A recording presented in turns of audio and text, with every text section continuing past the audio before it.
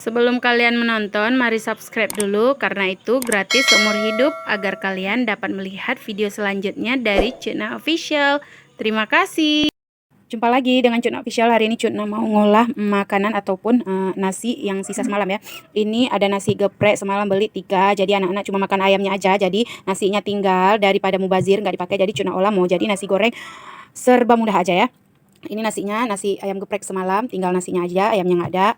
Ini ada royco 1, ada cabai merah, ada tomat, bawang putih, bawang merah, dan ini daun sop ya. Nanti ini Cutna haluskan dulu ya. Kalau kalian nggak mau pedas bisa tambahkan kecap. Kebetulan ini Cutna mau buat agak pedas sedikit, jadi nggak usah pakai kecap lagi ya. Ini Cutna haluskan dulu ya, Cutna haluskan dulu ya. Habis Cutna haluskan nanti baru kita menumis ini ya. Ini ya udah Cutna haluskan, sekarang kita mau menumis ya. Ini minyaknya udah panas, langsung aja kita masukkan cabai tadi ya. Kita menghaluskan, jangan lupa diaduk-aduk, terus ya, jangan lupa. Nah ini udah mulai mati ya namanya ya. Kadar airnya udah mulai menghilang. Kalau kalian merasa kurang minyaknya, kita tambahkan minyaknya lagi. Ini langsung aja kita masukkan 1 bungkus royco ya, 1 bungkus royco. Karena kita nggak pakai lagi garam, kita aduk-aduk.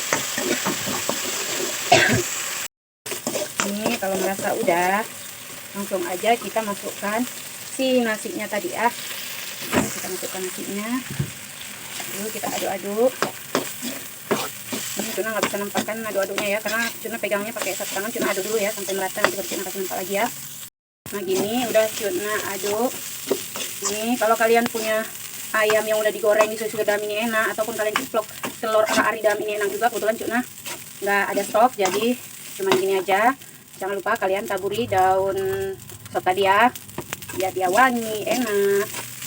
Selamat mencoba ya bunda-bunda. Terima kasih bagi yang udah nonton channel Cutna. Jangan lupa di like, subscribe, dan share ya. Terima kasih.